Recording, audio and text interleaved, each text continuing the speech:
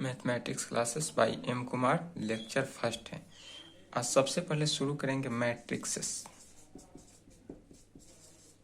हिंदी होता है इसका आव्यूह। मैट्रिक्सेस शुरू करना है जैसा कि पिछले वीडियो में हमने सिलेबस में इंट्रोडक्शन में बताया था। तो आप ध्यान से फोकस से पढ़िएगा, आपको सब लाइन बाई लाइन अच्छा समझ में। इसके लिए पहले इम्पोर्टेंट हो जाएगा क्या, मैट्रिक्स के डिफिनीशन जानने से पहले यह जो है मैट्रिक्सेस, यह लैंग्वेज वाला चैप्टर है।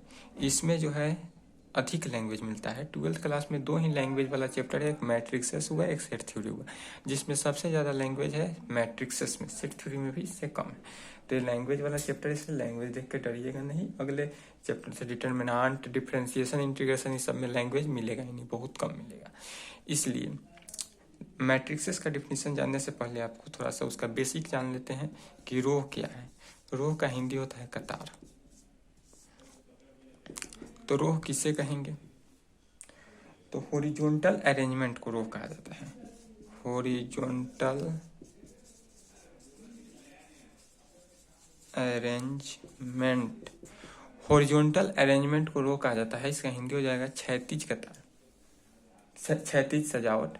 क्षैतिज सजावट को कतार कहा जाता है। जैसे कि आप स्कूल के प्रार्थना में जो लाइन लगता है उसको बोलते हैं रो। जैसे कि अगर हम एग्जाम्पल की बात करें तो एग्जाम्पल में देख सकते हैं कि ए बी सी डी ये सब के सब क्या है, तो रो है, इसका नाम पड़ गया रो। दूसरा में मान लेते हैं A B C D E F, इस प्रकार से है। तो यह भी रो हुआ और यह भी रो हुआ, यह भी रो हुआ, यह भी रो हुआ। यह हो गया फर्स्ट रो और यह हुआ सेकेंड रो। फर्स्ट रो को जो है वह R1 से डिनोट करते हैं और सेकेंड रो को R2 से डिनोट करते हैं। फर्स्ट रो को R1 से डिनोट करेंगे और सेकेंड रो को किस चीज से, R2 से डिनोट करेंगे। उसके बाद आ जाता है कॉलम। कॉलम का हिंदी होता है स्तंभ। कॉलम माने स्तंभ जो कि एक दूसरे के ऊपर हो, एक दूसरे के पूरक हो। जैसे कि तो इसको कहेंगे vertical. Vertical arrangement, horizontal arrangement तो ऐसे होता है जो कि वह था, अब इसको कहते हैं वर्टिकल अरेंजमेंट। वर्टिकल अरेंजमेंट मतलब इस प्रकार से, जैसे कि घर का पिलर हुआ, दीवार हुआ, खंभा हुआ, इस प्रकार से। तो कहेंगे इसको वर्टिकल अरेंजमेंट। वर्टिकल अरेंजमेंट को क्या कहते हैं, कॉलम कहते हैं। जैसे कि एग्जांपल में देख सकते हैं कि ए बी सी, यह क्या हुआ, तो यह जो होगा कॉलम, वर्टिकल हुआ तो यह कॉलम हुआ। दूसरा में कह सकते हैं कि A B C D E F, तो यह भी हुआ कॉलम और यह भी हुआ कॉलम। इसमें 2 कॉलम हुआ, तो 2 कॉलम हुआ तो इसका नाम हो गया फर्स्ट कॉलम और इसका नाम हो गया सेकेंड कॉलम। और फर्स्ट कॉलम को C1 से डिनोट करते हैं और सेकेंड कॉलम को C2 से डिनोट करते हैं। C1 माने फर्स्ट कॉलम और C2 मतलब सेकेंड कॉलम। तब इतना के बाद अब आ जाता है रेक्टेंगुलर अरेंजमेंट। अब रेक्टेंगुलर अरेंजमेंट क्या है और जानना जरूरी है, बेसिक है। उसके बाद आता है मैट्रिक्सेस।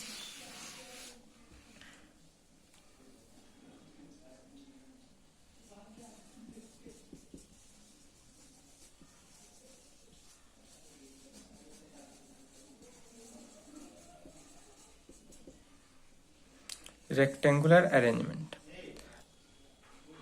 आयताकार सजावट, हिंदी में कह सकते हैं आयताकार सजावट। आयताकार सजावट या इसको रेक्टेंगुलर अरेंजमेंट को ही रो कॉलम अरेंजमेंट भी कहा जाता है। Row column arrangement, row column arrangement भी कह सकते हैं। रो और कॉलम का जो है सजावट, तो इसमें सबसे पहले जैसे एग्जाम्पल में अगर हम बात करें रो हो और कॉलम हो तो उसका सजावट, तो जैसे कि ABCDEF हुआ, इसमें क्या है, यह जो है वह रो हुआ, फर्स्ट रो हुआ, R1 मैंने फर्स्ट रो, R2 मैंने सेकेंड रो। तो हॉरिजॉन्टल अरेंजमेंट जो हो, हॉरिजॉन्टली अरेंजमेंट जो हो एक्स एक्सिस के समझने के लिए, अगर एक्स एक्सिस के अलोंग जो भी हो उसे R1 R2 मानते जाएंगे रो, और जो वाई एक्सिस की तरह हो उसको C1 मैंने फर्स्ट कॉलम, C2 मैंने सेकेंड कॉलम, C3 मैंने थर्ड कॉलम। तो यह जो हुआ रो का हुआ और कॉलम का हुआ। तो वैसा सजावट जिसमें रो भी हो और कॉलम भी हो उसको क्या कहते हैं, रेक्टेंगुलर अरेंजमेंट कह सकते हैं, या रो कॉलम अरेंजमेंट भी कह सकते हैं। यह भी हुआ, या दूसरा एग्जांपल है फिर से भी समझ सकते हैं ABCD, तो इसमें भी हुआ रो, हॉरिजॉन्टली अरेंजमेंट है तो R1 हुआ, मैंने हॉरिजॉन्टली कहने का मतलब एक्स एक्सिस के लॉन्ग है तो रो हुआ, और वर्टिकल अरेंजमेंट अगर है तो कॉलम हुआ। वर्टिकल अरेंजमेंट कहें या वाई एक्सिस के लॉन्ग है तो वह कॉलम हुआ। तो इसमें रो की संख्या 4 है और कॉलम की संख्या वह है 1 है, तो ये भी क्या हुआ, रेक्टेंगुलर अरेंजमेंट ही हुआ। अब रेक्टेंगुलर अरेंजमेंट समझ गए कि रो और कॉलम के सजावट को रेक्टेंगुलर अरेंजमेंट कहते हैं। फिर रेक्टेंगुलर अरेंजमेंट किसे कहते हैं, तो रो और कॉलम के सजावट को रेक्टेंगुलर अरेंजमेंट कहते हैं। फिर रो किसे कहते हैं, तो जो हॉरिजॉन्टली सजावट हो, जो एक्स एक्सिस के अलोंग हो उसे रो कहते हैं, और जो वर्टिकल अरेंजमेंट हो अर्थात वाई एक्सिस के अलोंग हो उसे कॉलम कहते हैं। अब उसके बाद आता है मैट्रिक्स। तो मैट्रिक्स किसे कहते हैं,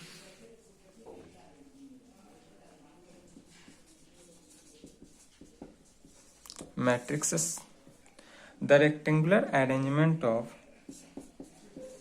द रेक्टेंगुलर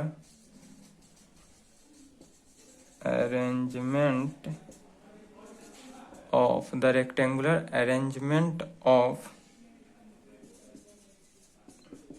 फंक्शन या नंबर। कोई भी रेक्टेंगुलर अरेंजमेंट हो जिसका फंक्शन या नंबर, जो कि अभी बताएं फंक्शन हो या नंबर हो, इज कॉल्ड मैट्रिक्स। उसी को क्या कहते हैं, मैट्रिक्स कहें या मैट्रिक्सेस कहें, एक ही बात हुआ। इट इज डिनोटेड बाई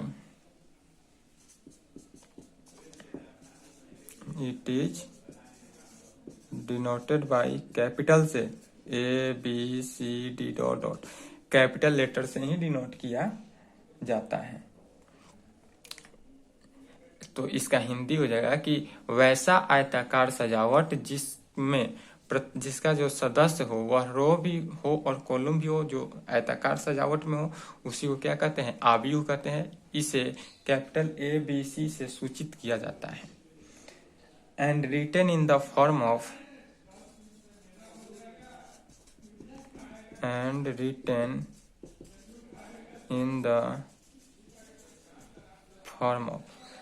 कहेंगे and written in the form of, माने इसको इस तरह से लिखा जा सकता है। तो कैसे लिख सकते हैं, तो A बराबर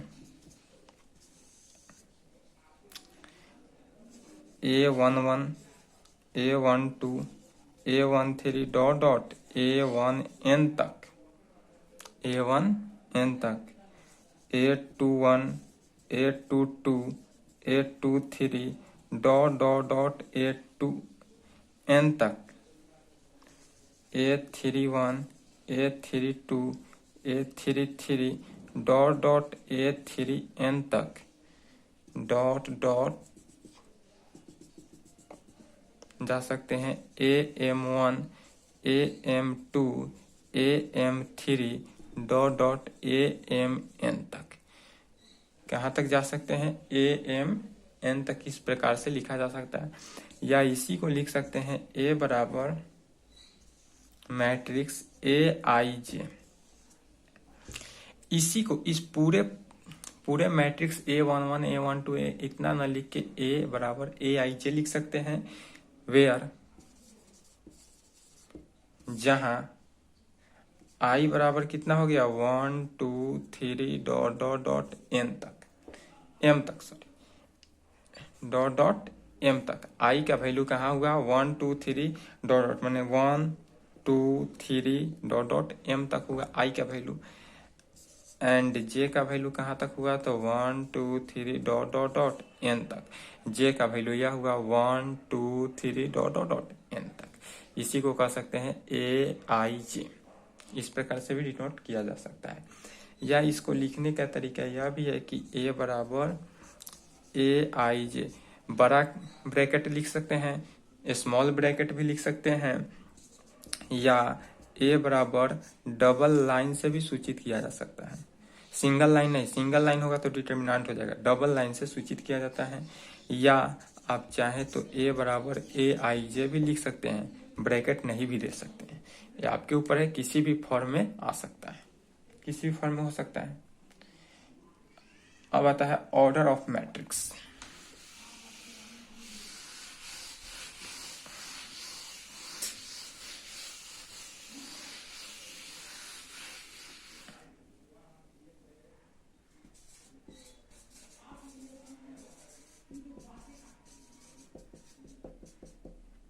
ऑर्डर ऑफ मैट्रिक्स, आव्यूह की कोटि।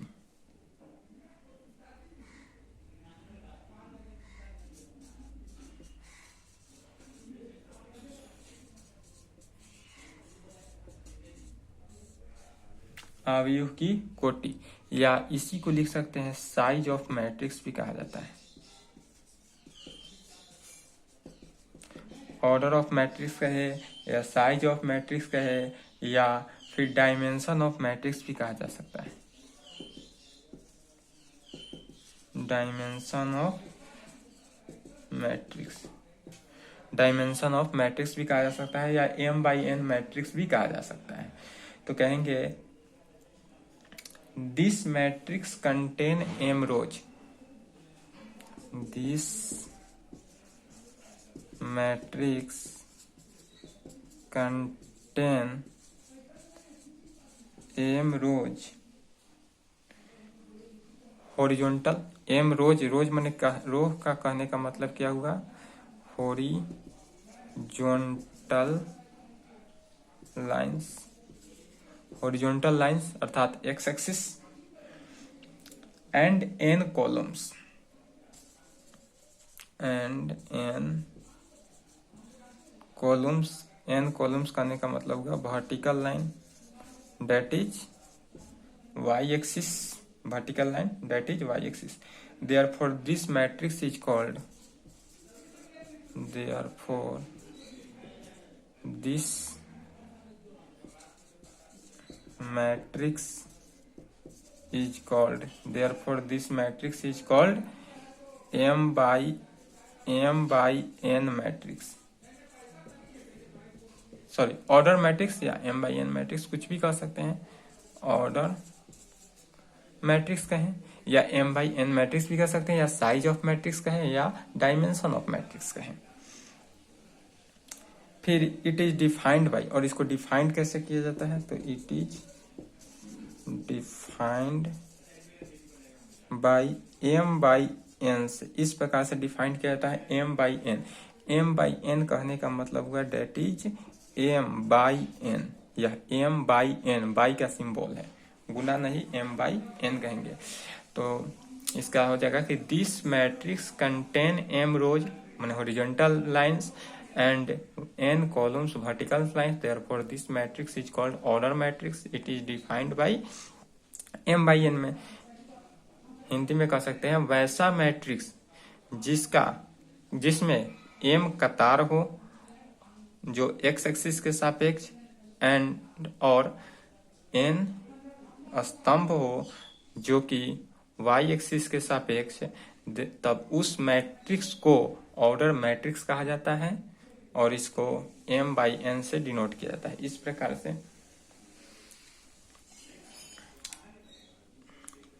अब कहेंगे a i j is called ijth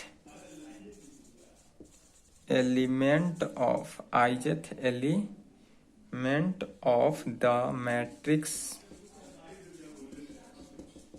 A is equal to क्या है मैट्रिक्स Aij हुज जिसका position in matrix is ith row हो और jth कॉलम। क्या कहेंगे Aij is called ijth element of the matrix A बराबर मैट्रिक्स ऑफ Aij हुज जिसका position in matrix is क्या हो ith रो हो और jth कॉलम हो। I क्या है रो है और j क्या है तो कॉलम है। अब जैसे अगर एग्जाम्पल की बात करें, एग्जाम्पल से क्लियर होगा।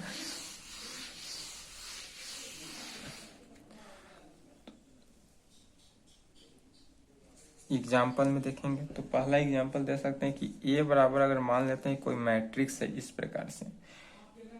मैट्रिक्स का होता है A11 A12 A13 A21 A22 A23। यह कोई मैट्रिक्स है जिसका ऑर्डर 2/3 है। यह मैट्रिक्स जो है इसका ऑर्डर 2/3 कहने का मतलब है कि रोह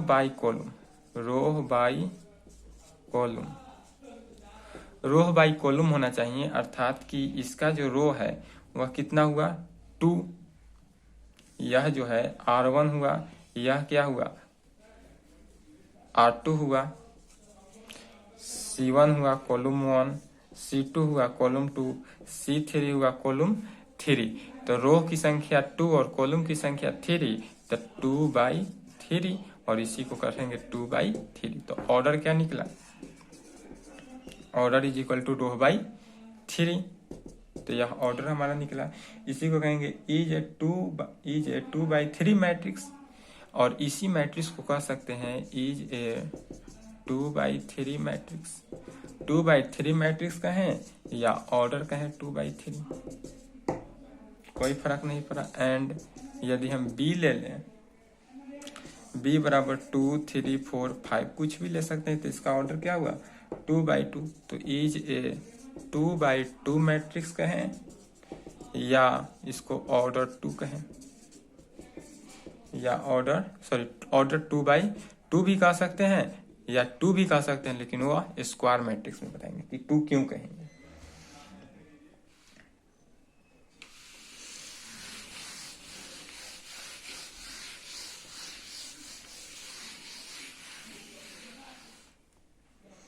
जैसे कि अब नोट में देख लेते हैं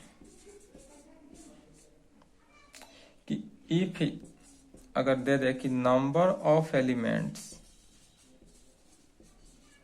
इज इक्वल टू 6 हो। मान लेते हैं कि नंबर ऑफ एलिमेंट्स हमको 6 दे दें, तब कहे देन पॉसिबल ऑर्डर। अगर नंबर ऑफ एलिमेंट 6 दे दे तो इसका पॉसिबल ऑर्डर कितना हो जाएगा। तो पॉसिबल ऑर्डर 6 को 2/3 लिख सकते हैं, 3/2 लिख सकते हैं, 1/6 हो सकता है या 6/1। तो पॉसिबल नंबर यही हो सकता है। पॉसिबल ऑर्डर क्या हो सकता है इतना ही। जैसे कि अगर एग्जाम्पल में हम देखें कि यदि मान लेते हैं A बराबर कोई मैट्रिक्स है 1 2 3 4 5 6 7 8 9। ऑर्डर कितना हुआ तो 3/3। ऑर्डर यही लिखेंगे हमेशा 3/3। रो बाई कॉलम, रो की संख्या गिन लेना है, कॉलम की संख्या गिन लेना है, रो बाई कॉलम लिख देना है ऑर्डर में। अगर इसमें हम कहें कि एलिमेंट ऑफ सेकेंड कॉलम निकालना है, इस मैट्रिक्स का एलिमेंट ऑफ सेकेंड कॉलम, यदि हम सेकेंड कॉलम की बात करें तो इस एलिमेंट में सेकेंड कॉलम क्या है तो फर्स्ट कॉलम यह है, सेकेंड कॉलम यह है। सेकेंड कॉलम का एलिमेंट कितना हुआ 258। तो 258 एलिमेंट ऑफ फर्स्ट रो यदि एलिमेंट ऑफ फर्स्ट रो निकालना हो तो फर्स्ट रो यह हुआ तो क्या हुआ 1 2 3, 1 2 3 में हो गया। या कह सकते हैं कि A12 निकालना हो। A12 कहने का मीनिंग हुआ कि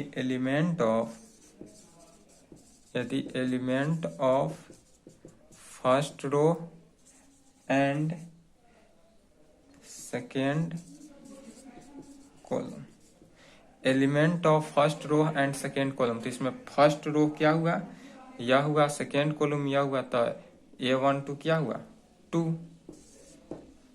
यही आंसर होगा। या अगर इसका ही पूछा जाए नंबर ऑफ एलिमेंट्स कितना हुआ, नंबर ऑफ एलिमेंट्स, तो number of elements is equal to 9।